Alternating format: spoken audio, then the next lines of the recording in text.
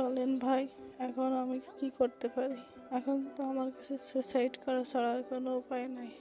একটা মেয়ে কোন সিচুয়েশনে থাকলে বলতে পারে যে ভাইয়া এখন আমার সুসাইড করা ছাড়া আর কোনো উপায় নাই? গতকালকে একটা সাবস্ক্রাইবার আমাকে নক দেয় এবং সেই মেয়েটা অনেক কান্নাকাটি করতেছিল আর বলতেছিল এখন আমার সুসাইড করা ছাড়া আর কোনো উপায় নাই। প্রথম অবস্থায় আমি মজা হিসেবে নিলেও আজকে সকালে ঘুম থেকে উঠে শুনি সে নাকি হসপিটালে ভর্তি আছে, তাও আবার গুরুতর অবস্থায়। আর এখনো জানা যাচ্ছে না যে সেই মেয়েটা পুরোপুরি ভাবে সুস্থ হবে কিনা। তবে মেয়েটা সুসাইড করার আগে আমাকে অনেক কিছু জানাইছিল, তারপর ভাবলাম এগুলো তোমাদেরকে শেয়ার করা দরকার যাতে করে এগুলো তোমাদের সাথে না ঘটে। মেয়েটার সাথে কথা বলে যা বুঝতে পারছিলাম সমস্যাটা শুরু হয় গেম থেকে আর তারপর আস্তে আস্তে পার্সোনাল লাইফে চলে যায়। তো মেন ঘটনাটা শুরু হয় আজকে থেকে 3 বছর আগে, যখন ওই কিনা সবকিছু একদম নর্মাল ছিল। মেয়েটা তখন গেম সম্পর্কে কিছু বুঝতো না, সবেমাত্র এসএসসি পরীক্ষা দিছে। আর মেয়েটা তার আব্বুরে বলছিল আমি এসএসসি তে ভালো রেজাল্ট করলে আমার একটা ফোন কিনে দিবা। তো তারপর স্টুডেন্ট ভালো থাকার কারণে এক্সামে ভালো ফলাফল করে আর এর জন্য তার আব্বু তাকে 2 GB র্যামের একটা ফোন কিনে দেয়। তো তারপর মেয়েটাও নতুন ফোন পেয়ে অনেক খুশি।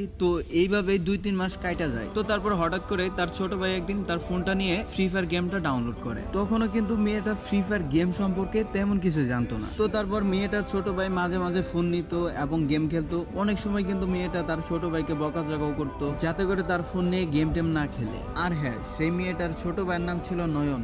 তারা কিন্তু 1 ভাই 1 বোন ছিল।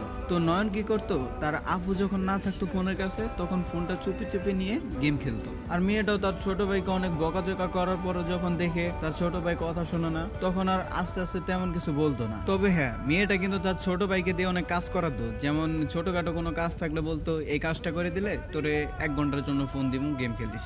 আর তার ছোট ভাই নয়ন সে আবার সব কাজ করে দিত। তো এইভাবে চলতেছিল। তারপর হঠাৎ করে মেয়েটা দেখে তার ছোট ভাই গেমের ভিতরে কার সাথে যেন কথা বলতেছে। তো তারপর মেয়েটা মনে মনে ভাবলো গেমের ভিতরেও কথা বলা যায়। আর এটা দেখেই একদিন সাইডে থেকে তাকায় তাকায় দেখলো কিভাবে গেমটা খেলে। আর তারপর মাঝে মধ্যেই নয়ন গেম খেলতো আর মেয়েটা তাকায় তাকায় দেখতো। আর এভাবেই আস্তে আস্তে মেয়েটারও গেমটা ভালো লাগতে শুরু করে। কিন্তু এটা আবার নয়নকে বুঝতে দেয় নাই যে তারও গেম খেলা দেখতে ভালো লাগে বা গেমটা আস্তে আস্তে ভালো লাগতে শুরু করছে। তারপরে থেকে নয়ন যখন গেম খেলা শেষ করে তার আপুকে ফোনটা দিয়ে দিত, তখন মেয়েটা কি করতো, মাঝে মাঝে নিজেও গেম খেলার জন্য ট্রাই করতো, বাট বেশি একটা খেলতে পারতো না। তো তারপর হঠাৎ করে একদিন তার ছোট ভাই এসে বলতেছে আপু আমার কিছু টাকা দিবা। তখন মেয়েটা তার ছোট ভাইকে 10 টাকা বের করে দেয়।